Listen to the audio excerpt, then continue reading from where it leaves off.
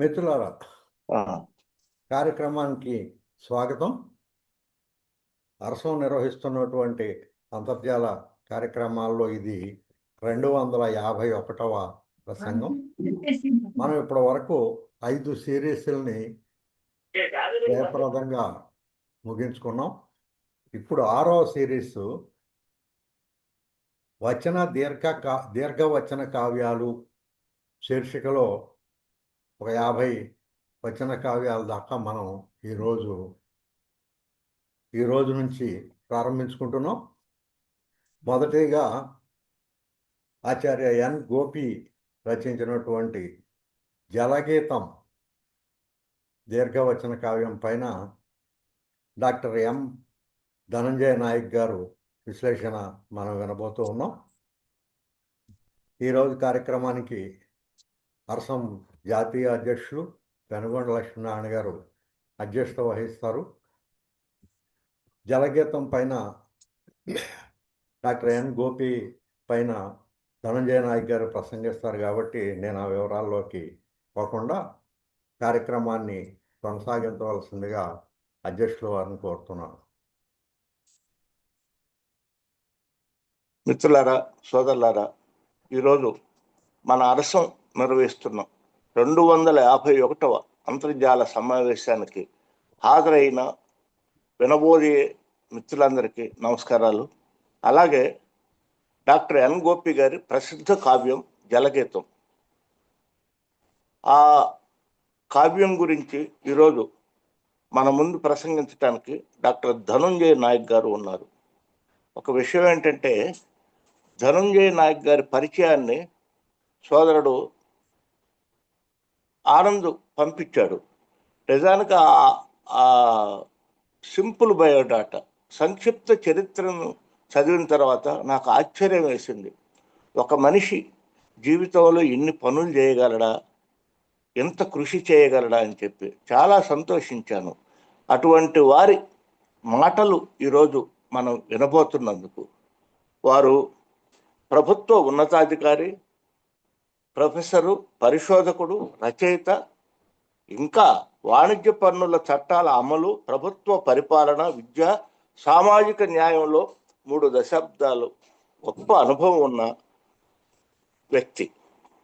అలాగే తెలంగాణ రాష్ట్ర వాణిజ్య పన్నుల శాఖలో 2 దశాబ్దాలకు పైగా 5 సంవత్సరాల కృషి, క్వాజీ జ్యుడిషియల్ అధికారిగా కూడా ఆయన సేవలు అందించారు. వాణిజ్య పన్నుల చట్టాలు, విధానపరమైన అమలు, పాలనలో గణనీయంగా తోడ్పడ్డారు. జిఎస్టి చట్టం అమలులో సిఈఎన్ లాంటి జాతీయ స్థాయి సంస్థలతో అనుసంధానమై పన్నుల అధికారులకు శిక్షణ కూడా ఇచ్చిన వ్యక్తి డాక్టర్ ధనంజయ నాయక్. 5.5 సంవత్సరాలు ఉస్మానియా విశ్వవిద్యాలయంలో భూగర్భ శాస్త్రం జియాలజీ ఆచార్యులుగా పనిచేశారు. ఇప్పుడు ఇదేంటంటే, ఈయన జియాలజీ భూగర్భ శాస్త్రం ఆచార్యులు, తర్వాత ఏమైనా ఇంతకుముందు జిఎస్టి, అది పన్నుల శాఖ, ఇవన్నీ ఎంత గొప్ప కృషి అన్నమాట. ప్రస్తుతం తెలంగాణ ఇంటలెక్చువల్స్ ఫోరం వ్యవస్థాపక అధ్యక్షులు, తెలంగాణ హైకోర్టులో న్యాయవాది. ఇదే ఒక అదనపు గుర్తింపు, క్వాలిఫికేషన్ అన్నమాట. నల్సారి యూనివర్సిటీ ఆఫ్ లా హైదరాబాద్ నుండి న్యాయశాస్త్రంలో, ఉస్మానియా యూనివర్సిటీ హైదరాబాద్ నుండి జియాలజీలో 2 డాక్టరేట్ పట్టాలు పుచ్చుకున్న గొప్ప కృషివలుడు మన ధనంజయ నాయక్ గారు. వీరు అమెరికాలోని హార్వర్డ్ లా స్కూలు అనుసంధానంతో తన న్యాయశాస్త్ర పరిశోధన పూర్తి చేసుకొని తన విద్యాపరమైన పరిధిని మరింత విస్తృతం చేసుకున్నారు. డాక్టర్ నాయక్ అనేక ప్రతిభావంతమైన రచనలు చేశారు. ముఖ్యంగా Gor Banjara and enduring tribe గ్రంథం బంజారా గిరిజనుల చరిత్ర సంస్కృతికి ఒక డాక్యుమెంట్ అన్నమాట. పరిపాలన, పరిశోధన, రచనల్లో అనేక అవార్డులను అందుకున్నారు ధనంజయ నాయక్ గారు. సంరక్షణ ఆవశ్యకతపై రచించిన నీటి సంరక్షణ ఆవశ్యకతపై రచించిన నీటి నాణేలు గ్రంథానికి వ్యక్తిగత స్థాయిలో శ్రేణిలో తెలంగాణ రాష్ట్ర ప్రభుత్వం నుంచి ప్రతిష్టాకరమైన నీటి సంరక్షక అవార్డును స్వీకరించారు. నీటి నాణేలు అంటే, ఈ నాణేల వ్యవస్థాపకులు ఎవరు? గోపి గారి ప్రభావంతో అందరూ రాశారు, చాలా మంది రాశారు. వీరు కూడా అటువంటి గొప్ప నీటికి సంబంధించిన నాణేలు రాశారు. సంతోషం. ధూళి చక్రాలు బంజారా ఐతిహాసిక మహాప్రయాణం తన పాండిత్య కవిత్వ వ్యక్తీకరణతో మిళితం చేస్తున్న రచన అది. ఈ గ్రంథం నాయకు గారి పరిశోధన, అనుభవం, సాంస్కృతిక నిబద్ధత కలిగిన సమ్మేళనం. భవిష్యత్ తరాలకు తన గుర్తింపును కాపాడుకోవాలనే తపనతో సందేశాన్ని ఇస్తుంది గ్రంథం.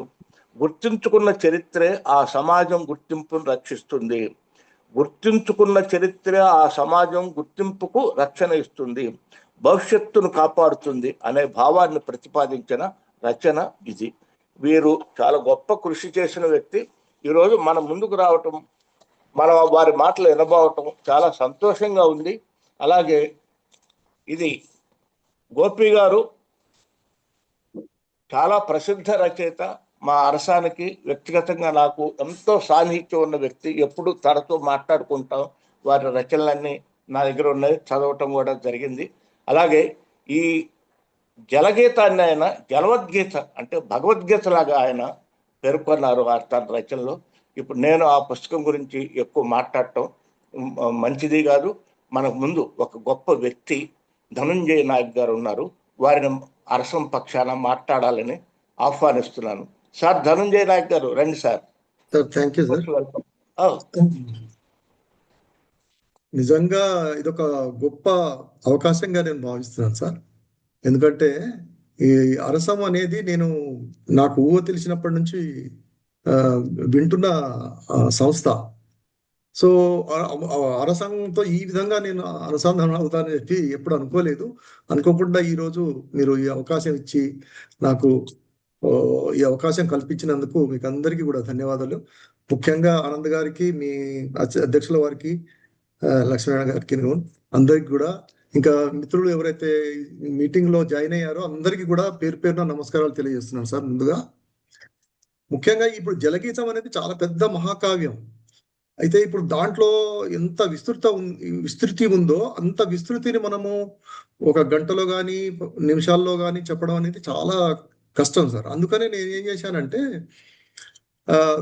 నేను ఇంకా గ్రంథంలోకి మూలాలకు పోకుండా, అంటే కవిత్వం ఏంటి ఎట్లా అయింది అనేది కాకుండా, మన అందరు కూడా జలగీతం చాలా పాపులర్ అయిన గ్రంథం, చాలా మంది చదివారు, బహుశా మీరందరూ చదివి ఉంటారు. ఇంకోటి ఏంటంటే అనేక భాషల్లో, దాదాపు 17-18 భాషల్లో అనువాదం కూడా అయింది. అది చాలా మంచి ప్రాచుర్యం పొందిన గ్రంథం. అయితే అంత ప్రాచుర్యత పొందిన గ్రంథానికి నేను అంటే నా అర్హత ఏంటి అనేది కూడా నేను కొంతవరకు నన్ను అడిగినప్పుడు నేను ఆలోచించుకున్నా. అయితే జలగీతం గ్రంథానికి వ్యాఖ్యాన గ్రంథాన్ని ఒకటి నేను రాయడం జరిగింది అనమాట. తో మరి వ్యాఖ్యానించారు కాబట్టి మీరైతే బాగుంటుందని చెప్పి ఆనంద్ గారు అడిగితే, అంటే నాకు కొంచెం స్థాయి తగ్గుద్దేమో అని ఒక ఆలోచన ఉండే. అంటే నేను న్యాయం చేయగలుగుతానా లేదా అనేది నాకు కొంచెం అనుమానం ఉండే. ఎందుకంటే ఇప్పుడు సాహిత్యంలో సరే మనకు కొంత ప్రవేశం ఉంది సాహిత్యంలో. నేనే అనేక గ్రంథాలు రాసిన అనుభవం లేదు, కానీ కొంత అవగాహన అనేది బాగా ఉంది. అయితే పర్టికులర్లీ సబ్జెక్ట్ విషయంలో మాత్రం డెఫినెట్ గా నాకు ఒక మంచి కమాండ్ అనేది ఉంది. కాబట్టి నేను ఒక వ్యాఖ్యాన గ్రంథాన్ని రాయగలిగానని చెప్పి అనిపించింది నాకు. అయితే ఒక విషయం చెప్పాలి సార్. ఇక్కడ జలగీతం గ్రంథం ముందు దాని వ్యాఖ్యానం ఎందుకు చేయాల్సి వచ్చింది అనేది ఒక మాట చెప్పి నేను ముందు గ్రంథంలోకి వెళ్దాం సార్. మనం జలగీతం గ్రంథం మన ఆవిష్కరణ రోజు గోపి గారు మాకు మా మిసెస్ సూర్య ధనంజయ్కి గురువు గారు కాబట్టి న్యాచురల్ గా తెలుగు శాఖకు నాకు చాలా అనుబంధం. నేను కూడా కొంత రచనా తృష్ణ ఉంది, కానీ అప్పటికి ఇంకా ప్రవేశించలేదు. అయితే నాకు ఆ ఆవిష్కరణ సభలో రాజేందర్ సింగ్ గారిని పిలిచారు. ఆయన రవీంద్ర భారతిలో మెయిన్ హాల్లో పెట్టారు. చాలా పెద్ద గొప్ప ఆవిష్కరణ సభ అది. సినారే ఉండే అంతా. ఆయన చీఫ్ గెస్ట్ గా వచ్చారు. ఆయన వాటర్ మ్యాన్, చాలా పెద్ద వ్యక్తి. రామన్ మెగసెసే అవార్డు తీసుకున్నారు ఆయన. రాజేందర్ సింగ్ గారు రాజస్థాన్ లో దాదాపు 6 నదుల్ని బతికిచ్చాడు అనమాట ఆయన. డెన్మార్క్ గవర్నమెంట్, నెదర్లాండ్స్ గవర్నమెంట్ ఆయనకి వాటర్ మ్యాన్ అని అవార్డు కూడా ఇచ్చింది. తర్వాత ప్రపంచవ్యాప్తంగా కూడా ఆయన చాలా పాపులర్ ఫిగర్. అయితే ఆయన గురించి విని సారు ఆయనకి ఈ పుస్తకాన్ని అంకితం చేశారు అనమాట. సరే, ఫంక్షన్ అటెండ్ అయిన తర్వాత నాకు ఆ పుస్తకం కాపీ కూడా నాకు దొరికింది. ఆ ఆవిష్కరణ సభలోనే దాన్ని చదవడం జరిగింది అనమాట. కొంత తిప్పాను ఇట్లా. అయితే దీంట్లో అంతా చాలా సైన్స్ ఉంది కదా, మనము why don't we bring it into the light, ఎందుకంటే ఇది కవిత్వాత్మకంగా ఉంది. అయితే అంటే సైన్స్ ను కవిత్వాత్మకంగా ఈ రకంగా కూడా చెప్పొచ్చు అనేది జనాలకు తెలియాలి కదా. అంటే ఇది ఒక కవిత సంపుటే కాదు, దీంట్లో చాలా అంటే సమాజానికి ఉపయోగపడే, ఇప్పుడు ఏంటంటే మనకి నీరు అనేది చాలా అత్యవసరమైన ఖనిజం ఒక రకంగా మనకి. ఈ నీరు లేకపోతే మనం ఒక నిమిషం కూడా బతకలేము. ఒక్కొక్కసారి ఒక్క నిమిషం లేట్ అయినా కూడా నీళ్లు లేకపోతే మనం కింద మీద అయిపోతాం, అంత అట్లాంటి పరిస్థితి. అయితే నీరు అనేది ఎంత ముఖ్యం అంటే ప్రపంచంలో ఇప్పుడు భూగోళం మీద ఉన్న భూగోళము 2/3% నీరే ఉంది భూగోళంలో. కవి ప్రశ్నిస్తాడు అనమాట ఈ గ్రంథంలో, జలగీతంలో. ఏంటంటే జలగోళం అనాలి కదా, దీన్ని భూగోళం అన్నారు ఎందుకు, భూమి కంటే జలం ఎక్కుంది కదా అనే ప్రశ్న కూడా ఒక దగ్గర కవి వేస్తాడనమాట. సో ఆ రకంగా అయితే ఎంత జలగోళమైన 2/3 జలమున్నా కూడా మనకు తాగడానికి పనికొచ్చే శాతము, నీటి శాతము ఒకే 1%. 96% సముద్రం, అంటే సముద్రము ప్లస్ మన కొండ కొనలతో భూమితో కప్పబడి ఉంటే, అంటే ఏదైతే భూగర్భంలో ఉన్న నీరు కూడా మనం తీసుకుంటే 96% అది ఉంటే, ఒక 3% మంచుతో కప్పబడి ఉంటే, ఒకే 1% మాత్రమే జలం మనకు మనుషులకు తాగడానికి పనికొచ్చే నీరు అనమాట. అంటే ఎంత ప్రీషియస్ అనేది మనకు తెలుస్తుంది. దాన్ని బట్టి జలం అంటే వాటర్ ఈవెన్ డైమండ్స్ కంటే కూడా మనకు జలమే చాలా ముఖ్యం. ఆ విషయాన్ని దృష్టిలో పెట్టుకొని ఆయన చాలా విషయాలు జలానికి సంబంధించి, జలం చుట్టే మొత్తం అది మన సృష్టి ఆవిష్కరణ దగ్గర నుంచి ఆవిర్భావం నుంచి ఈ రోజు మన సామాజిక స్థితిగతి, మనం నీటి వల్ల ఎన్ని ఇబ్బందులు పడుతున్నాయి, జల వివాదాలు, జల యుద్ధాలు, దేశానికి మధ్యలో జల యుద్ధ వివాదాలు ఉండడము, ఇవన్నీ కూడా with in the state, with in the country, with in the district జల వివాదాలు జరుగుతుంటాయి. అన్ని చూస్తున్నాయి. అవన్నీ కూడా ఒక సామాజిక దృక్పథంతో, సమాజానికి చాలా ఈ నీటి గురించి తెలియజేయాలనే ఒక తపనతో రాసిన గ్రంథం అనమాట. అదంతా చూసి ఆవిష్కరణ సభ అయిన తర్వాత సార్ని ఒక మాట అడిగాను అనమాట. సార్, దీని మీద నేను ఒక వ్యాఖ్యాన గ్రంథం రాద్దాం అనుకుంటున్నాను దీంట్లో అని అంటే, సరే రాయి, నీకు ఒకవేళ రాయాలనిపిస్తే రాయి అన్నాడు. అంతే, గో హెడ్ అన్నాడు. తర్వాత నేను ఒక గ్రంథాన్ని రాయడం జరిగింది. దాంట్లో ఏంటంటే గోపి జలగీతం వైజ్ఞానిక మానవీయ తాత్విక దర్శనం అని దానికి పేరు పెట్టాను. అది 2005లోనే ఆవిష్కరణ అయిందండి. అది దాంట్లో ఏంటంటే 3 డైమెన్షన్స్ లో 3 డైమెన్షనల్ రివ్యూ చేశాను అనమాట ఆ జలగీతం గ్రంథాన్ని. అందులోని అంశాలే కొన్ని నేను మీ ముందులో పెట్టే ప్రయత్నం చేస్తానన్నమాట. ఎందుకంటే ఇది జలగీతం కావ్యానికి సమీక్షనే కాబట్టి ఈరోజు మనం చేసేది. ఇప్పుడు నేను రాసిన గ్రంథంలో కూడా ఉన్నది అదే సమీక్ష కాబట్టి, నేను ఏ రకంగా ఏ దృక్కోణంలో దాన్ని జలగీతాన్ని చూస్తాను అనేది మీకు మీ ముందర పెట్టాలని అనుకుంటున్నాను సార్. అయితే ముందుగా కవి ఏ రకంగా జలాన్ని ఆయన ఆవిష్కరించాడు ఆయన గ్రంథంలో ముందు అని చూస్తే, ఏ బ్రహ్మాండాల నుండి ఒలికి పడ్డాయో నీళ్లు, ఊహలో పట్టని ఏ వైశాల్యాల గుండా నీటి చిరంతన ప్రయాణము, ఏ విశ్వాంతరాళాల ఆదిమ శబ్దాలు మూసుకొచ్చాయో, నీటి పేరు వింటేనే నిలువునా తడిసిపోతాం. ఈ రకంగా ముందు జలాన్ని ఆయన కవిత్వాన్ని మొదలుపెట్టారు జలగీతం గ్రంథంలో. సో విశ్వాంతరాళాల నుంచి రావడం అని అంటే దాని వెనుక ఎంత చరిత్ర దాగి ఉంది అనేది మనకు, ఇక బిగ్ బ్యాంగ్ థియరీ నుంచి మనకు యూనివర్స్ ఏర్పడము, తర్వాత భూగోళం ఏర్పడడం, భూగోళం ఏర్పడిన తర్వాత కొన్ని కోట్ల సంవత్సరాలు, ఇప్పుడు మనకు భూగోళం భూమి ఏర్పడి 4.5 బిలియన్ అంటే బిలియన్ ఇయర్స్ అయిందనమాట. అప్పుడు ఏం జరిగింది అనేది అట్లా ఊహించుకుంటూ ఆ రోజు నుంచి చూసుకుంటే తర్వాత మన బిగ్ బ్యాంగ్ థియరీ నుంచి నెబులార్ హైపోథిసిస్ అని ఒకటి ఉంది. అంటే ఈ భూగోళము ఎట్లా ఏర్పడింది అంటే యూనివర్స్ ఎట్లా ఏర్పడింది అనేది నెబులార్ హైపోథిసిస్, అది బిగ్ బ్యాంగ్ థియరీ. తర్వాత నెబులార్ హైపోథిసిస్ లో ఏంటంటే మనకి భూమి ఎట్లా ఏర్పడుతుంది ఏంటి, ఆ తర్వాత గ్రహాలు ఏర్పడడం అదంతా కూడా జరుగుతుంది. అదంతా స్టోరీ. అంటే దానికి బ్యాక్గ్రౌండ్ విశ్వాంతరాళాలు అన్న పదానికి బ్రహ్మాండాలు అని అన్నారు కాబట్టి ఈ బ్రహ్మాండాలు విశ్వాంతరాళాలు అనే పదాలకు దీన్ని విడమర్చి చెప్పడానికి అంతా కూడా దాని వెనక ఉన్న సైంటిఫిక్ బ్యాక్గ్రౌండ్ ని చొప్పించడం జరిగిందనమాట ఈ వ్యాఖ్యాన గ్రంథంలో. అయితే తెలుగు కవిత్వంలో ప్రకృతిని, ప్రేమను, సామాజిక సమస్యలను కేంద్రీకరించిన అనేక కావ్యాలు ఉన్నాయి మనకి చాలా వరకు. కానీ నీరు అనే ఏకైక అంశం తీసుకొని ఒకే అంశాన్ని కేంద్రంగా చేసుకొని ఒక సమగ్రమైన తాత్విక వైజ్ఞానిక అంశాలు జోడించి ఒక మహాకావ్యాన్ని నిర్మించడం అనేది చాలా అరుదైన అంశం. అది ఆచార్య గోపి గారికే చెల్లిందనిపించింది నాకు. ఈ అరుదైన సాహిత్య సాహసం అనడానికి మనము అవసరం లేదు, ఎందుకంటే ఆయన ఆల్రెడీ చాలా పరిణితి చెందిన మహాకవి గోపి గారు. అయితే ఒక జియాలజీ అధ్యాపకుడిగా అప్పుడు నాకు ఒక ఇది ఉండేదన్నమాట.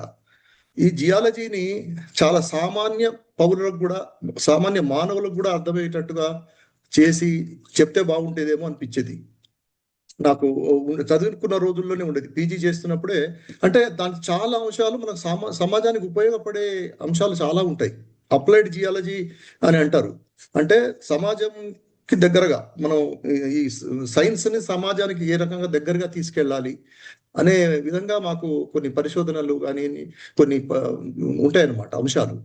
అయితే భూగర్భ శాస్త్ర పరిశోధకుడిగా ఈ గ్రంథాన్ని నేను అధ్యయనం చేసినప్పుడు నాకు అనిపించింది ఏంటంటే ఇందులో కేవలం కవి హృదయమే కాదు, ఒక శాస్త్రవేత్త దృష్టి కూడా ఉంది అని చెప్పి నేను దాన్ని గమనించాను అనమాట.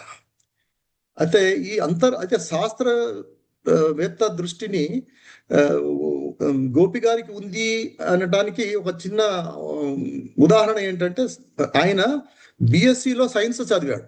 గోపి గారు బిఎస్సి సైన్స్ చేసిన తర్వాత ఇటు లిటరేచర్ అంటే ఆయనకు రచనా వ్యాసంగం ముందు నుంచే ఉంది, బాల్యం నుంచే ఉందంట.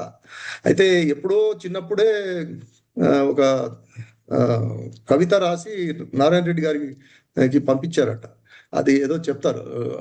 అయితే ఆయనకు రచనా వ్యాసంగం అనేది చాలా పాతదే అయినప్పటికీ కూడా ఇప్పుడు నార్మల్గా మనం చదివేదానికి ఏదైనా ఉద్యోగం కోసమో దీన్ని చదువుతాం.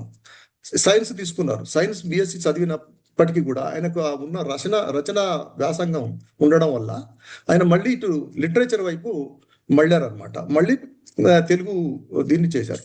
అయితే ఆయనలో అంతర్లీనంగా నిజంగా కూడా అక్కడ బిఎస్సిలో సైన్స్ చేశారు కాబట్టి ఆయనకు శాస్త్రవేత్త అనేవాడు అక్కడ ఉన్నాడు. శాస్త్రీయ దృక్పథం అనేది అక్కడ ఆయనలో ఉంది. ఆ శాస్త్రీయ దృక్పథమే ఆయనను నీటి మీద, ఒకే అంశం మీద ఈ రకంగా శాస్త్రీయంగా ప్లస్ అది కవితాత్మకంగా నీటి విలువను సమాజానికి తెలియజేయాలి అనే ఉద్దేశంతో ఆయన ఈ గ్రంథాన్ని రాసి ఉంటారు అని నేను ఊహించాను. తర్వాత సార్కి అడిగినప్పుడు ఆయన ఓపెన్ గా చెప్పారు, చాలా బోల్డ్ గా చెప్పారు. నాకు కొన్ని విషయాలు సైన్స్ విషయాలు, సైంటిఫిక్ విషయాలు కొన్ని జలం గురించి నాకు తెలుసు, నీటి గురించి, కానీ నువ్వు పుస్తకంలో రాసినంత అన్ని విషయాలు అయితే నాకు నిజంగా తెలియదు అని చెప్పారు ఓపెన్ గా. అంటే ఒకటి సార్, ఇప్పుడు ఏ రంగంలో నైపుణ్యత ఉంటే ఆ రంగంలో అన్ని విషయాలు వాళ్ళకి తెలిసే అవకాశం ఉంటుంది, అంతేగాని అన్ని విషయాలు అన్ని రకాలుగా మనకు తెలియాలని లేదు. కానీ ఒక పరిణతి చెందిన కవిగా కానీ సమాజాన్ని అవలోకనం చేసుకున్న ఒక వ్యక్తిగా, ఒక పరిణతి చెందిన కవిగా ఆయన ఎంత లోతుగా ఆలోచించారంటే చాలా సైంటిఫిక్ అంశాల్ని మానవీయ అంశాలతో, తాత్విక అంశాలతో జోడించి కవితాత్మకంగా ఒక దీర్ఘ గ్రంథాన్ని రాసిపడేశారు. సో అది నాకు చాలా ఆకర్షించింది అనమాట. అయితే ఈ గ్రంథంలోకి వెళ్తే మనం జలగీతం నేను మొదటగా ఏం చెప్తానంటే అదొక పర్యావరణ కావ్యం అని చెప్పి అంటారు. ప్రపంచ సాహిత్యంలో ప్రకృతి కవిత్వానికి ఒక ప్రత్యేక స్థానం ఉంది. ప్రకృతి కవిత్వం అనేది చాలా మంది మనం చిన్నప్పుడు కూడా చాలా పాఠాలు కూడా విన్నాం, ఇంగ్లీష్లో కానీ తెలుగులో కానీ కవుల గురించి, ప్రకృతిని ప్రేమిస్తూ రాసిన కవులు. అయితే 21వ శతాబ్దంలో పర్యావరణ సంక్షోభం తీవ్ర రూపం దాల్చిన నేపథ్యంలో ఎకో లిటరేచర్ లేదా పర్యావరణ సాహిత్య ప్రత్యేక ప్రాధాన్యం పొందింది. అంటే ఇప్పుడు మనకి రాను ఈ గ్లోబల్ వార్మింగ్, వాతావరణం కాలుష్యం కావడము, వాతావరణం వేడెక్కడం, అంటే భూమిలో ఇప్పుడు మనము మంచు కొండలు, గ్లేసియర్స్ అని ఉంటాయి కదా, మంచు ఖండాలన్నీ కూడా కరిగిపోయి అక్కడ ప్రవాహాలు ఇది కావడం, ఎక్కువగా మళ్ళీ వరదలు ఇటు చూస్తే ఎండలు లేని దగ్గర ఎండలు రావడం, అంటే వాతావరణంలో అనేక రకమైన మార్పులు జరిగి ఒక ఎన్విరాన్మెంటల్ ఇంబ్యాలెన్స్ అనేది జరుగుతూ ఉంది. ఇది గ్లోబల్ వార్మింగ్ అనేది మనకి ఎందుకు వస్తుంది అనేది తెలుసు మనకి. ఇది బ్లాక్ హోల్స్ అని ఉంటాయి, మనము ఓజోన్ లేయర్ పాడైపోవడం వల్ల అతి నీళ్ళ లోహిత కిరణాలు ఉంటాయి కదా, అది అల్ట్రా వైలెట్ రేస్ అంటారు. ఏదైతే సూర్యకిరణాల ద్వారా నుంచి మనకు అల్ట్రా వైలెట్ రేస్ అయితే వస్తాయో భూమి మీదకి, దానికి అడ్డు పడడానికి ఒక ప్రత్యేకమైన ప్రొటెక్షన్ లేయర్ ఒకటి ఉంటుంది మనకి. అది ఏంటంటే దాన్ని ఓజోన్ లేయర్ అంటారు.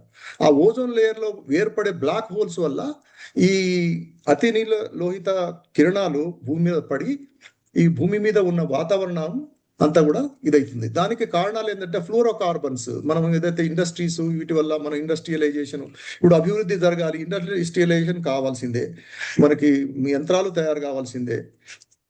నా 2 పుట్లు ఎకరానికి వండే బదులు మనకు ఒక 8 పుట్లు వండాల్సిందే, ఎందుకంటే ఆహార కొరత, జనాభా పెరుగుతుంది, ఆహారం కావాల్సిందే. దీన్ని ఎవ్వరు ఏం ఆపలేరు. ఇక పెట్రోల్ వినియోగం పెరుగుతుంది, దానికి ఆల్టర్నేట్ గా మనము చాలా ఇది చేయాల్సి వస్తుంది. ఇదంతా కూడా బ్యాక్గ్రౌండ్ చూస్తే మనకి ఏమనిపిస్తుంది అంటే, ఈ కావ్యంలో ఉన్న అంశాలన్నీ చూస్తుంటే ఈరోజు కాంటెంపరీ సొసైటీలో జరుగుతున్న ఏదైతే వాతావరణ కాలుష్యం, ఇది గ్లోబల్ వార్మింగ్ ఏదైతే అంశం ఉందో దానికి కరెక్ట్ టైంలో ఆయన ఈ కావ్యాన్ని బయటికి తీసుకొచ్చినట్టుగా నాకు అనిపిస్తుంది. ఈ కావ్యంలో నీరు కేవలం ఒక పదార్థం కాదు, అది జీవం, చరిత్ర, సంస్కృతి, ఆర్థిక వ్యవస్థ, రాజకీయాలు, మానవ సంబంధాలు, ప్రకృతి సమతుల్యత అన్నిటికీ కేంద్ర బిందువుగా ఈ గ్రంథం రూపుదిద్దుకున్నది. ఈ కావ్యంలో కవి నీటిని 3 స్థాయిల్లో ప్రతిష్ఠించారు. ఒకటేమో జీవ సృష్టికి మూలం నీరు అని ఆయన హీ హాజ్ ఎస్టాబ్లిష్డ్ అనమాట. అంటే ప్రయోగాత్మకంగా మనకి సైంటిస్టులు ఏదైతే రుజువు చేశారో ఆయన కవితాత్మకంగా ఎస్టాబ్లిష్ చేశాడు కవి. అలాగే నాగరికత పునాది నీరు అని చెప్పి కూడా ఆయన ఎస్టాబ్లిష్ చేశారు. తర్వాత మానవత అస్తిత్వానికి ప్రతీక నీరు అని చెప్పి కూడా ఆయన ఎస్టాబ్లిష్ చేశారు. అందువల్ల జలగీతంను చదవడం అంటే కేవలం కవిత్వాన్ని ఆస్వాదించడమే కాదు, భూమి చరిత్రను, జీవ పరిణామాన్ని, మానవ నాగరికత ప్రయాణాన్ని, భవిష్యత్తు పర్యావరణ సవాళ్లను అర్థం చేసుకోవడం అని చెప్పి నేను భావిస్తాను. ఇంకొక అంశం శాస్త్రం, కవిత్వం. ఇదొక శాస్త్రాన్ని కవిత్వాన్ని సమన్వయం చేయడం అనేది చాలా అరుదైన అంశం. దీంట్లో కనిపిస్తుంది ఈ పుస్తకంలో మనకి. ఇది శాస్త్రం ఉంది, కవిత్వం ఏ రకంగా అనుసంధానం చేశాడు, ఎట్లా సమన్వయం చేశాడా అనిపిస్తుంది మనకి. దానికి ఏదన్నా ఒక చిన్న ఎగ్జాంపుల్ని మనం చెప్పుకోవాలనుకుంటే, ఈ మొదటి అధ్యాయంలోనే ఉంది. లోయల అడుగున కాలువలు గలగలలాడాయి, వాగుల గిన్నెలతో నదులు పెదవులు తడుపుకున్నాయి, నదులు నడకలతో నీటికి కొత్త మార్గాలు సమకూరాయి, వేల మైళ్ళ అలల యాత్ర ధరిత్రిని ఆకృతిని తీర్చిదిద్దింది. కాల ప్రవాహానికి దృశ్య రూపం కదా నది, నాగరికత తరుమూలలను తడి వేళ్లతో సేచనం చేసింది, భౌగోళిక సత్యాలను క్షాళితం చేసి ప్రదర్శించింది. దీంట్లో ఏముందంటే మనకి ఒక భూమి పైన ఉన్న భూ సర్ఫేస్ అంటాం మన ఏదేమంటారు, టొపోగ్రఫీ అంటాం మనం జాగ్రఫీలో.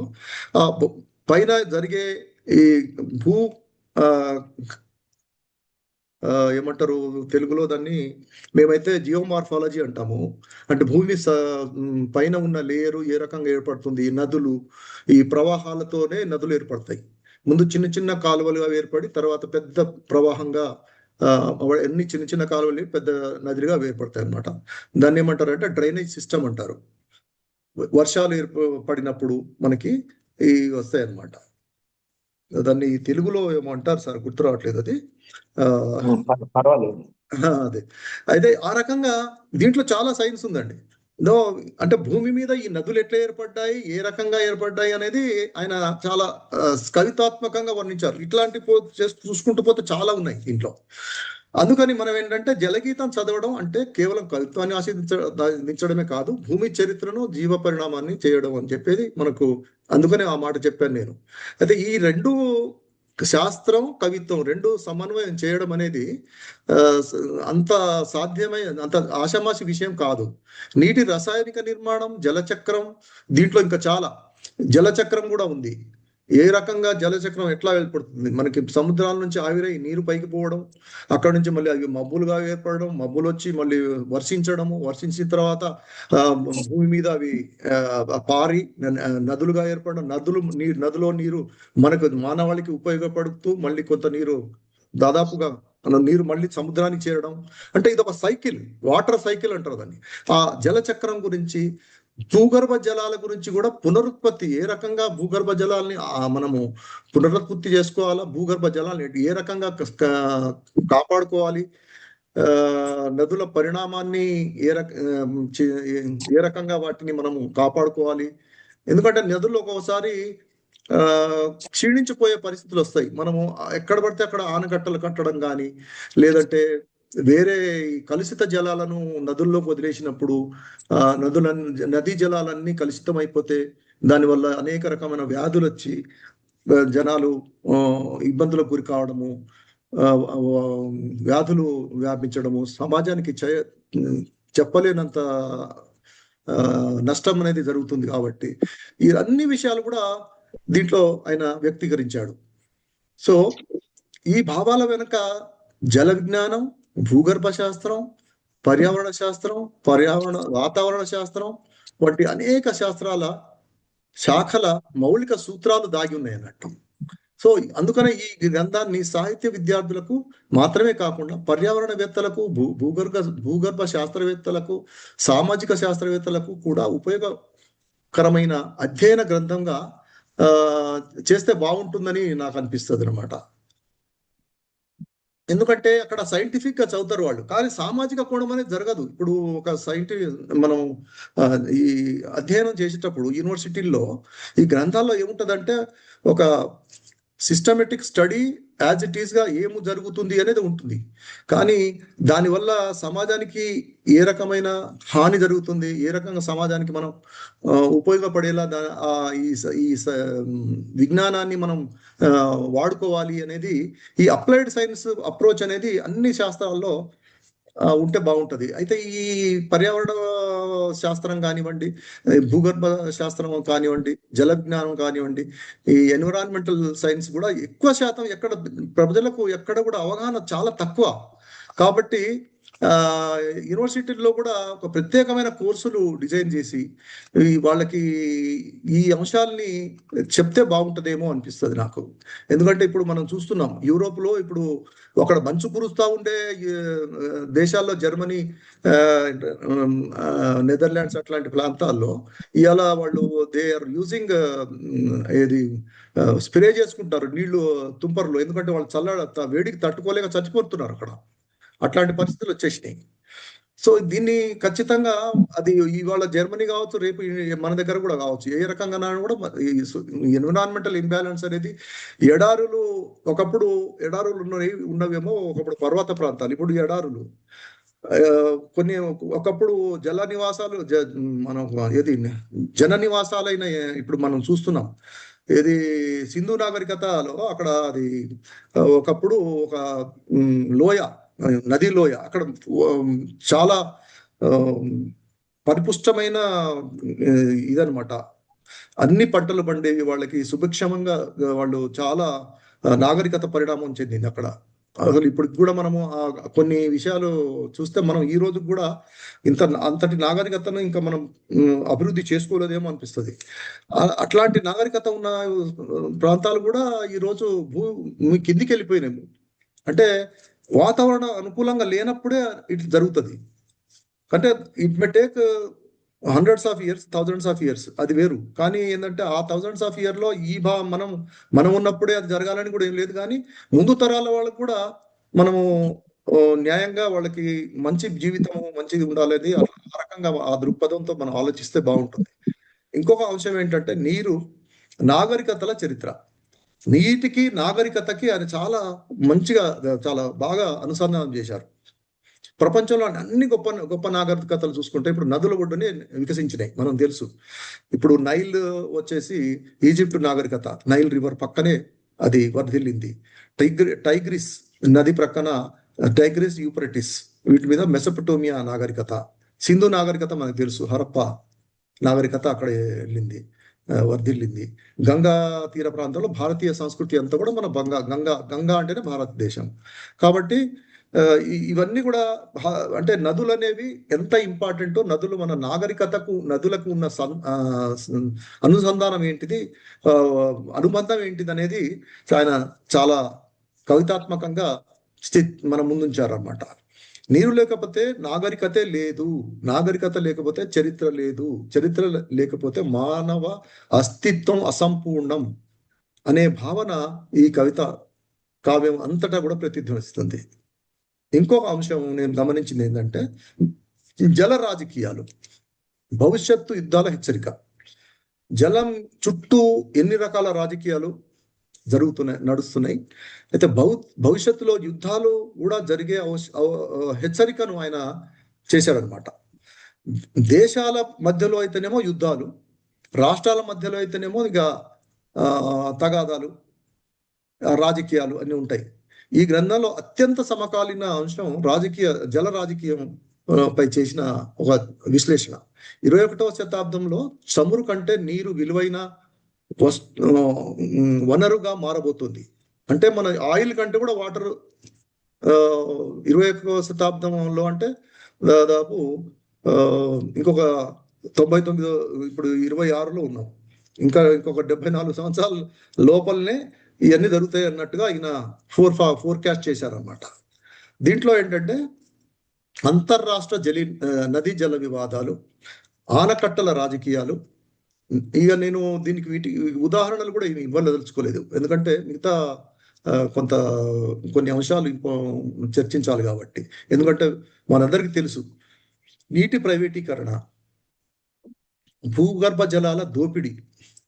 కొన్ని కార్పొరేట్ సంస్థలు ఏం చేస్తున్నాయి మనకు తెలుసు, వాటికి భూమి కేటాయిస్తుంది గవర్నమెంట్స్.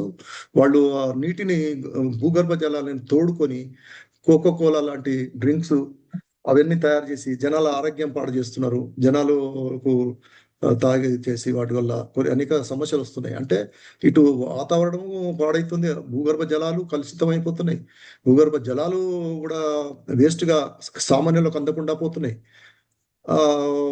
ఇది వాళ్ళకి కార్పొరేట్ వాళ్ళకి ఇది చేసినట్టుగా చేస్తున్నాయి మన ప్రభుత్వాలు. ఇవన్నీ కూడా ప్రభుత్వాలకు కనువిప్పు కావాలనే ఉద్దేశంతో ఆయన చాలా అంశాలని దీంట్లో చర్చించారు. ప్రపంచ బ్యాంకు, ఐక్యరాజ్య సమితి నివేదికలు కూడా భవిష్యత్తులో నీటి కోసం ఘర్షణలు పెరిగే అవకాశాన్ని సూచిస్తున్నాయి. ఈ నేపథ్యంలో జలగీతం ఒక కవిత మాత్రమే కాదు, ఇది భవిష్యత్తుకు సంబంధించిన హెచ్చరిక గ్రంథం అని చెప్పి కూడా మనం ఈ రకంగా మనం చూసుకోవచ్చు. జల రాజకీయాన్ని చర్చించిన అంశాలని తీసుకుంటే ఇంకో అంశం ఏంటంటే తెలంగాణ సందర్భంలో జలగీతం. ఈ జలగీతం చదివినప్పుడు తెలంగాణ భౌగోళిక పరిస్థితులు మన కళ్ళ ముందు నిలుస్తాయి. చెరువుల సంస్కృతి, కుంటల వ్యవస్థ, ఫ్లోరైడ్ బాధిత ప్రాంతాలు, కరువు వలసలు, భూగర్భ జలాల క్షీణత. అంటే తెలంగాణ మీకు తెలుసు, తెలంగాణ ఉన్నది ఒక చుట్టూ ఎక్కడ సముద్రం లేదు, మధ్యలో మన పెనిన్సులార్ ఇండియాలో మధ్యలో ఉంది. కర్ణాటక కన్నా కనీసంగా కోస్ట్ ఉంది, మనకి తమిళనాడుకు ఉంది, కేరళకు ఉంది, ఆంధ్రప్రదేశ్కి కోస్ట్ ఉంది, కానీ సీ కోస్ట్ అనేది లేదు. వీళ్ళు ఏదైనా కూడా ఇది నదీ జలం లేదా ఆ నది కూడా ఒక కృష్ణా నది లేదంటే తుంగభద్ర, ఈ రెండు గోదావరి, ఈ 3 నదుల్లోనే మనకి వీళ్ళు ఈ నీటిని మాత్రం వాడుకోవాలి. కాబట్టి చారిత్రాత్మకంగా చూస్తే కూడా మనకు కాకతీయుల కాలంలో కూడా వాళ్ళు ఇదంతా గమనించి వీళ్ళు ఏం చేశారు, ఒక చెరువు తవ్వించడం, చాలా గొలుసు కట్టు చెరువులు అంటారు వాటిని. ఒక చెరువును తవ్వితే మళ్ళీ లోతట్టు ప్రాంతానికి ఆ నీళ్లు ఓవర్ఫ్లో అయిపోయి మళ్ళీ ఇంకొక చెరువులోకి వెళ్ళిపోతాయి. అంటే పైనుంచి పడ్డ వర్షం ప్రతి ఒక్క బిందువు కూడా దాన్ని ఎట్లా సంరక్షించాలనే దీంతో వాళ్ళు చెరువుల వ్యవస్థను చేశారు. అంటే జల సంరక్షణ చేశారు వాళ్ళు అప్పుడు. కానీ ఆ సంరక్షణ చరిత్రను మన వాళ్ళు మర్చిపోయి ఏం చేశారు, అంత చెరువులనే కబ్జా చేసేస్తున్నారు రోజుకి. చేసేసి ఇండ్లు కట్టేసుకోవడము, లేదంటే కబ్జా చేసుకొని వాళ్ళు దాన్ని ఇతర అవసరాలకు వాడుకోవడం, ఆ రకంగా చేస్తున్నారు అన్నమాట. సో ఇదంతా కూడా ఆ అంశాలు అన్ని కూడా దీంట్లో చర్చించడం జరిగింది. అలాగే ఫ్లోరైడ్ బాధిత ప్రాంతాలు ఉన్నాయి కొన్ని. నల్లగొండలో బాగా ఫ్లోరైడ్ ఏరియా ఉంది, ఇక్కడ చౌటుపల్ సరౌండింగ్ ప్రాంతాల్లో. అక్కడ ఏంటంటే హైయెస్ట్ ఫ్లోరైడ్ ప్లేస్ అనమాట అది. వాళ్ళకి అక్కడ కాళ్ళు చేతులు కూడా వంకర అయిపోయి, పిల్లలు పుట్టిన తర్వాత 7-8 సంవత్సరాల్లోనే వాళ్ళ కాళ్ళు చేతులు వంకర అయిపోయి వాళ్ళ జీవితాంతం వాళ్ళు అట్లాగే, కొంతమంది ఎదగరు, పెరగకుండా అట్లాగే ఉండిపోతారు అనమాట.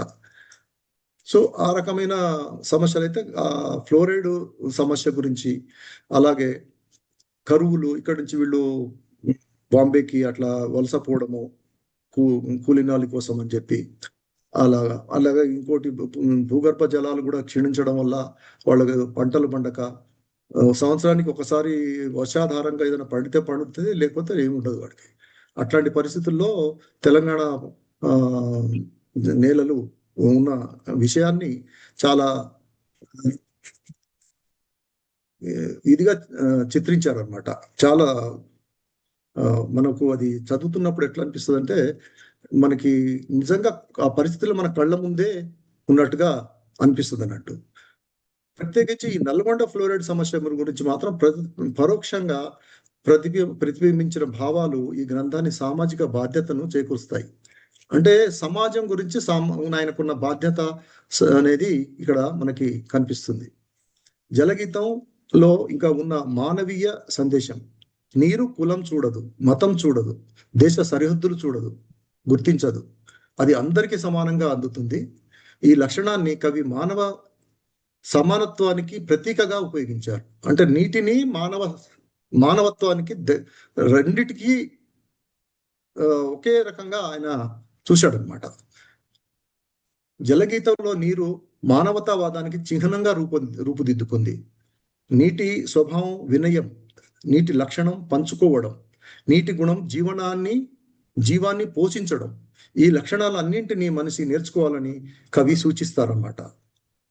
అలాగే తాత్విక కోణం చూస్తే మనకి జలగీతంలో అత్యంత లోతైన కోణం దాని తాత్వికత. నీరు నిరంతరం ప్రవహిస్తుంది, అది ఒకే చోట నిలవదు, అది రూపం మార్చుకుంటుంది, కానీ తన అసలు స్వరూపాన్ని కోల్పోదు. ఈ లక్షణాలను మానవ జీవితానికి ప్రతీకలుగా మారుస్తాయి. జీవితం కూడా ఒక ప్రవాహమే. మనం అనుకుంటే ఇప్పుడు నీటికి మనకు పోల్చుకుంటే మన జీవితం కూడా ఒక ప్రవాహం లాంటిదే. మార్పు అనివార్యం, స్థిరత్వం ఒక భ్రమ, సమన్వయం శాశ్వతం. సమన్వయం ఒక్కటే శాశ్వతం, సమన్వయం మాత్రమే శాశ్వతం అనే విశ్వ సత్యాన్ని కవి నీటి రూపకం ద్వారా వ్యక్తం చేస్తారన్నమాట. ఇంకోటి దీంట్లో ఇంకో ప్రధానమైన చివరి అంశం నేను ఇప్పుడు ఈ ప్రసంగంలో చెప్పబోయేది, జల సంరక్షణ సమాజ బాధ్యత అనేది ముఖ్యంగా దీంట్లో చెప్పారనమాట. అంటే ఇప్పుడు నీటి పరిస్థితి ఇది, కరువు, కాటకాలు, వాతావరణ అసమతుల్యత, ఇవన్నీ ప్రాబ్లమ్స్ ఉన్నాయి మనకి. సో దీన్ని ఏం చేయాలి అనేది ఒక సూచన చేశారనమాట కవి. ఈ కావ్యం చివరికి ఒక సామాజిక ఉద్యమ పిలుపుగా మారింది. మారుతుంది అనమాట. లాస్ట్లో మనకి లాస్ట్ 2-3 చాప్టర్స్ లో చూస్తే 22వ అధ్యాయం 23 ఈ తర్వాత ఇవన్నీ కూడా సామాజిక కోణంలో చాలా బాగా ఆయన ఆవిష్కరించారు. నీటిని కాపాడాలి అనేది ఒక పిలుపు అనమాట. చెరువులను పునరుద్ధరించాలి, భూగర్భ జలాలను సంరక్షించాలి, నదులను కాలుష్యం నుండి రక్షించాలి, వర్షపు నీటిని నిల్వ చేయాలి అనే సందేశం ఈ గ్రంథానికి మూలమైన సారాలు. ఇది కేవలం పర్యావరణ చైతన్యం మాత్రమే కాదు, భవిష్యత్తు తరాల పట్ల మన నైతిక బాధ్యతను గుర్తు చేస్తూ రాసిన సాహిత్య ఉద్యమం అని చెప్పి ఆయనే చెప్పారు స్వయంగా కవితాత్మకంగా. సో దీన్ని బట్టి మనకి ఓవరాల్ గా అనిపించేది ఏంటంటే, జలగీతం తెలుగు సాహిత్యంలో ఒక అపూర్వమైన పర్యావరణ మహాకావ్యం. ఇది నీటి గురించి రాసిన కవిత మాత్రమే కాదు, ఇది జీవన తత్వంపై ఒక ధ్యానం, ప్రకృతి పరిరక్షణపై ఒక ప్రకటన, మానవ బాధ్యతపై ఒక హెచ్చరిక, భవిష్యత్తు తరాలకు ఒక సందేశం ఇచ్చే గ్రంథంగా మనము దీన్ని ఉదహరించవచ్చు. ఆచార్య ఎన్ గోపి గారు నీటిని కేవలం ఒక సహజ వనరుగా కాకుండా విశ్వజనీన సారంగా ప్రతిష్ఠించారు. అందువల్ల జలగీతం ఒక జల మహాకావ్యంగా, మానవాళికి ఒక జల ధర్మాన్ని బోధించే జల గీతోపదేశం, ఆధునిక కాలపు జలవద్గీతగా అభివర్ణించడం అతిశక్తి కాదు. నేను నా వ్యాఖ్యాన గ్రంథంలో కూడా దీన్ని జలవద్గీత అని చెప్పి ఫైనల్ గా కంక్లూడ్ చేస్తూ రాయడం జరిగిందనమాట. సో ఇంతటితో ఇప్పుడు ముఖ్యంగా ఒక విహంగ వీక్షణాన్ని మనం గ్రంథాన్ని చేసినట్టు అయింది సార్. ఇప్పుడు మీరు ఏదన్నా దీంట్లో ఎక్కడన్నా మీకు ఏమన్నా అంశాల్లో మీరు ప్రతిస్పందిస్తే నేను దానికి జవాబు ఇవ్వడానికి నేను ప్రయత్నం చేస్తాను సార్. సార్ మీరంతా బాగా చెప్పారు సార్. సైన్స్ విషయాలు చాలా చెప్పారు, చాలా ధన్యవాదాలు సార్. సార్ ఇంకో విషయం ఏంటంటే సార్, మీరు చెప్తూ నెబులార్ హైపోథసిస్ అని చెప్పారు. నెబులార్ హైపోథసిస్ అంటే నక్షత్రం పుట్టడానికి ప్రాసెస్ సార్. అది నక్షత్రం పుట్టడము ఆ ప్రాసెస్. అది దాన్ని మీరు ఏమన్నారంటే నెబులార్ హైపోథసిస్ అంటే గ్రహాలు పుట్టినకి అని చెప్పినారు. యాక్చువల్ నాకు తెలిసిన సైన్స్ ప్రకారము గ్రహాలు అయినా నక్షత్రాలను ఒకటే సార్. అంటే గ్రహాలు వేరే, నక్షత్రాలు అంటే సన్ను, స్టార్స్ ఇవన్నీ వస్తాయి. గ్రహాలు అంటే నక్షత్రాల నుంచి వచ్చినట్టు బయటికి. అంటే సైంటిఫిక్ దీంట్లో ఏంటంటే వీటిని గ్రహ శకలాలు అని అంటారు. తర్వాత అది పరిణామం చెంది వేరుగా మనం పిలవడం జరుగుతుంది. అది ట్రాన్స్లేషన్. ఇంకో విషయం సార్, అందులో మీరు చెప్తూ ఓజోన్ లేయర్ బొక్క పడితే బ్లాక్ హోల్స్ అని చెప్పారు. యాక్చువల్గా నేను సైన్స్ నాలెడ్జ్ ఉంది కాబట్టి ఓజోన్ లేయర్ కి బ్లాక్ హోల్ సంబంధం లేదు సార్. బ్లాక్ హోల్స్ అంటే నక్షత్రం చనిపోయినాక బ్లాక్ హోల్ అవుతుంది. ఆ బ్లాక్ హోల్ దేనైనా లాగేస్తుంది. అంటే డెత్ అవుతారన్నమాట. స్టార్స్ డెత్ అవుతాయి, గ్రహాలు డెత్ అవుతాయి బ్లాక్ హోల్ లో పోతే. బ్లాక్ హోల్ అంటే అది వేరే, నక్షత్రం చనిపోయినాక బ్లాక్ హోల్ అవుతుంది. Ozone layer black hole. Ozone layer damage కావడము ప్లస్ బ్లాక్ హోల్స్ ఏర్పడడం వల్ల అని చెప్పాను. కానీ అంటే ఇది అది ఒకటే అని కాదు. పొరపాటున నేను అంటే కలిపి చెప్పడం వల్ల మీకు అట్లా అనిపించింది ఉండొచ్చు. కలిపి చెప్పానా నేను, అందుకని మీరు అలాగా కరెక్ట్ సార్. టోపోగ్రఫీ అంటారా సార్? ట్రోపోస్ఫియర్ పైన భాగం టోపోగ్రఫీ అని అంటే సైన్స్. టోపోస్ఫియర్ అంటేనేమో మొత్తం గ్లోబు, అంటే దాన్ని సర్ఫేస్ ని చేస్తాం మనం. అంటే కొన్ని కొండలు లోయలు ఉంటాయి కదా, ఆ కొండలు లోయలు ఎర్త్ క్రస్ట్ మీద సర్ఫేస్ ని స్టడీ చేసే సైన్స్ అనమాట అది. ఈ డ్రైనేజ్ ప్యాటర్న్స్ కానివ్వండి, అలాగే కొండలు ఎట్లా ఏర్పడ్డాయి. ఇప్పుడు మనకి కొండల్ని చూస్తే అక్కడ పూర్వం ఏం జరిగింది, ఏముండేది అనేది మనకు తెలుస్తుంది. ఫర్ ఎగ్జాంపుల్ నేను ఒక చిన్న ఎగ్జాంపుల్ చెప్తాను మీకు. ఇప్పుడు కడప బేసిన్ అని ఉంది మనకి ఆంధ్రప్రదేశ్ లో. అది కొంచెం ఓవర్లాప్ అవుతుంది. మన తెలంగాణలో కూడా ఓవర్లాప్ అవుతుంది. అది క్రిసెంట్ షేప్ లో ఉంటుంది కడప బేసిన్. అయితే అది ఏంటంటే మన చాలా అంటే ఓల్డెస్ట్ రాక్ ఫార్మేషన్ అది. ఏమైంది, ఇప్పుడు మన ఇండియన్ సబ్ కాంటినెంట్ యాక్చువల్ గా వన్స్ అపాన్ ఎ టైమ్ ఒక 1.5 బిలియన్ ఇయర్స్ బ్యాక్ ఆఫ్రికా ఖండానికి అంటుకొని ఉండేది. అయితే కాంటినెంటల్ డిస్టర్బెన్స్ వల్ల నార్త్ ఈస్ట్ డైరెక్షన్ లో అది మూవ్ అయింది అనమాట. మూవ్ అయినప్పుడు ఆ, నేను ఒకడిని అధ్యక్షుడి వాడిని ఇక్కడ ఉన్నాను. ఆ? ఇప్పుడు సార్ సార్ ఓకే ఓకే, మీరు సమ్రైజ్ చేయాలి. అయితే సార్ ఎవరైనా అడగండి అనే వరకల్లా అనేసరికి వారు వచ్చారు. వచ్చాడు. వారెవరు బాగా మంచి ప్రశ్నలు అడిగారు. ఆ, ఆ, ఓకే, ఇప్పుడు మీరు సమ్రైజ్ చేయండి. సార్ మిషన్ వారు పర్మిషన్ ఇస్తే సార్ అడిగిన ప్రశ్న కొంచెం వివరణ ఇస్తాను. ఇవ్వండి. సో ఆ ప్రాసెస్ లో ఏమైందంటే సార్, ఆఫ్రికాలో దగ్గర ఉన్న మన పెనిన్సులార్ ఇండియా, ఈ మన sub continent north eastern direction లో ఇట్లా మూవ్ కావడం వల్ల ఒకప్పుడు హిమాలయ పర్వతాలు సముద్రం అన్నమాట. సముద్రం అది టెత్తిస్ అనే ఒక సముద్రం అది. ఆ సముద్రపు ప్రాంతాన్ని ఇది వచ్చి ఢీకొనడం వల్ల ఆ సముద్రం ఏమైందంటే ముడతలు పడిపోయి, ఆ ప్రెషర్ కి ముడతలు పడిపోయి పర్వతాలు ఏర్పడ్డాయి, హిమాలయ పర్వతాలు. Old mountains. ఆ అవి అవి అవును. అవి రీసెంట్ అనుకోవాలి మనం, ఎందుకంటే అవి ఈ అవును. మధ్యలో ఏర్పడ్డాయి. అది అందుకనే మనకి ఇక్కడ శిలాజాలు దొరుకుతాయి హిమాలయ ప్రాంతాల్లో, హిమాలయ పర్వతాల్లో. అయితే ఇక్కడ కూడా మనకి కడప బేసిన్ అనేది ఉంది అని చెప్పాను కదా. ఆ కడప బేసిన్ లో ఇప్పుడు మనం పాండ్యం కోఆర్డినేట్స్ అని పైన టాప్, మన తిరుమల కొండ మీద టాప్ లో మనకి కొండగా తెల్లటి రాళ్ళు కనిపిస్తాయి, పెద్ద లేయరు. కొన్ని కిలోమీటర్లు ఉంటుంది అది. మన తిరుమల కొండ చూడండి మీరు, కింద నుంచి తిరుపతి నుంచి చూస్తే, కొండ మీద చూస్తే మనకి తెల్లటి రాళ్ళు కనిపిస్తాయి, పాండ్యం క్వార్ట్జైట్స్ అవి. ఒకప్పుడు అవన్నీ సముద్రంలో ఉండేవి, ఈ రోజు పైకి వచ్చినాయి అవి. సో ఇంత అంటే చాలా పెద్ద హిస్టారిక్ ఇది ఉంది అన్నట్టు. అంటే దీన్ని ఏమంటారు, మనము ఒకళ్ళు మనం విజువలైజ్ చేయడం తప్ప అది జరిగింది అని అంటే మనం నమ్మాల్సిందే. దానికి ఏంటంటే మనకు కొన్ని సైంటిఫిక్ ఎవిడెన్సెస్ కూడా దొరికినాయి సైంటిస్టులకి. ఒకప్పుడు కడప బేసిన్ సముద్రంలో ఉంది, ఇవాళ పైకి వచ్చింది, పైకి వచ్చి ఎత్తైన ప్రదేశం అయిపోయింది అది. అంటే మనం ఎవరో లేవు అప్పటికి, ఎందుకంటే మానవాళే పుట్టలేదు అప్పుడు జరిగింది అది. సో ఇది ఎట్లా ఉంటుందంటే సార్, భూమి పరిణామం కొన్ని వేల సంవత్సరాల క్రితం మైదాన ప్రాంతాలు ఉన్నాయేమో పర్వతాలు అయిపోవచ్చు, సముద్రం ఉందేమో సముద్రం సడన్ గా ఇదైపోయి ఈ భూమి ఖండాలులో వచ్చిన మార్పులు చేర్పుల వల్ల, అంటే మూమెంట్స్ అవుతుంటాయి ఇవి. చలనము ఎప్పుడు కూడా భూమి చాలా డైనమిక్ అన్నట్టు. ఎందుకనే మనకి భూకంపాలు ఇవన్నీ వస్తూ ఉంటాయి. సముద్రాల్లో కూడా ఎన్నో భూకంపాలు వస్తుంటాయి, మనకు తెలియదు. చాలా భూకంపాలు వస్తాయి, కొన్ని వందల వేల భూకంపాలు వస్తూనే ఉంటాయి, ప్రతి నిత్యం జరుగుతూనే ఉంటుంది ఇది ప్రక్రియ. కానీ మనకేంటంటే భూమి చాలా విశాలమైంది కాబట్టి మనకు ఏమి తెలియదు. కొన్ని రిక్టర్ స్కేల్కి ఏదైతే 3, 4, 5 అట్లా పైన ఉంటాయో అవి మాత్రమే కొంత సెన్స్ చేయడానికి అవకాశం ఉంటుంది, లేకపోతే మనకు తెలియదు అనమాట. సో ఈ రకంగా చాలా సైంటిఫిక్ ఇది అనేది చాలా చర్చ జరిగింది దీంట్లో, అందుకనే చెప్పాను అనమాట. సార్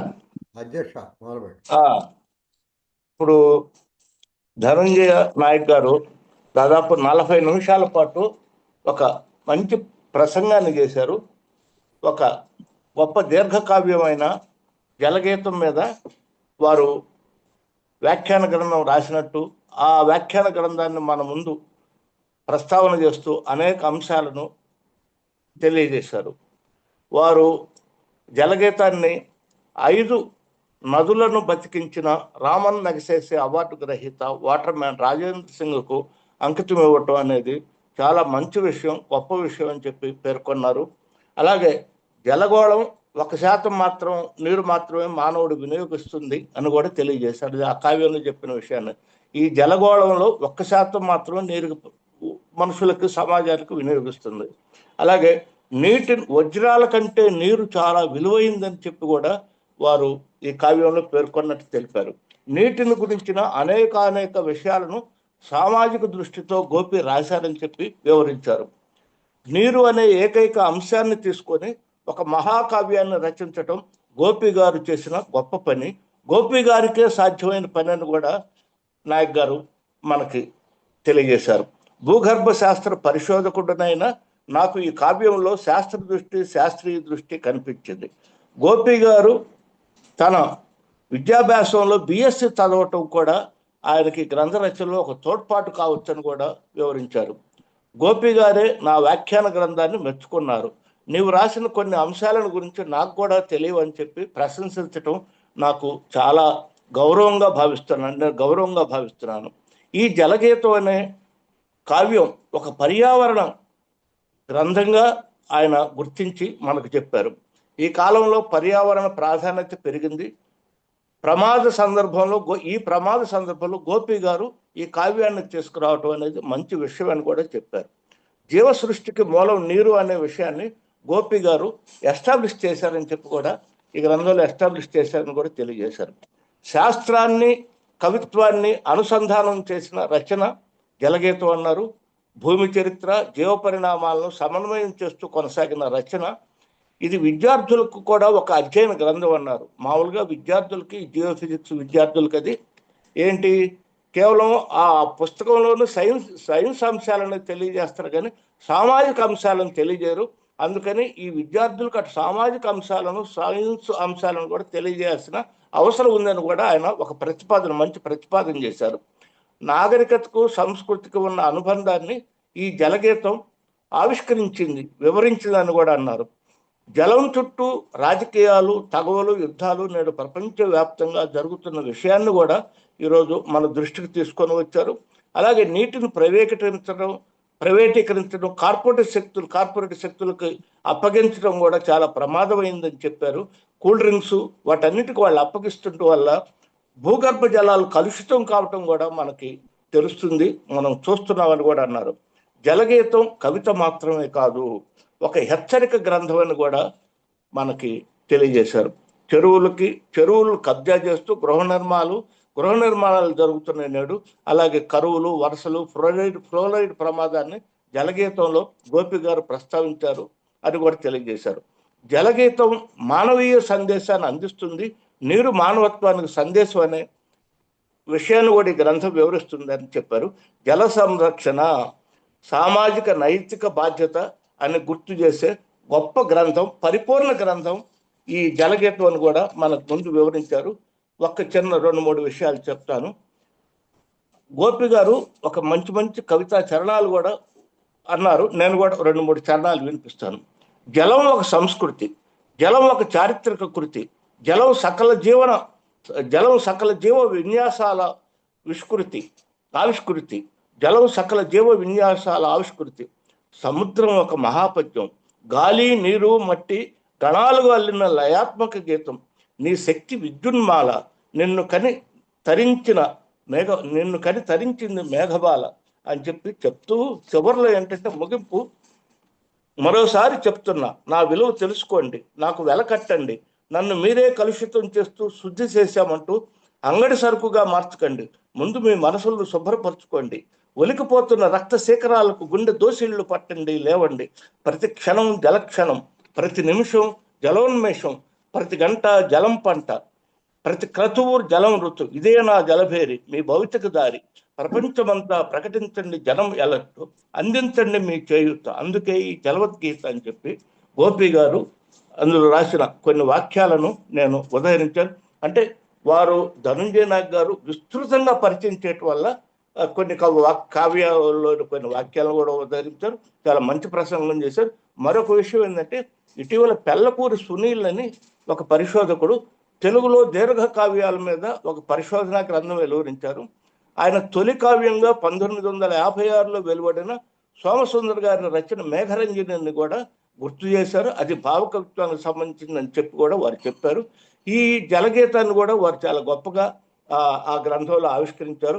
ఏదేమైనా కూడా గోపి గారు నిజానికి మనందరికీ సన్నిహితుడు, అభ్యుదయ సాహిత్యోద్యమానికి, అభ్యుదయ రచన సంఘానికి సన్నిహితుడు.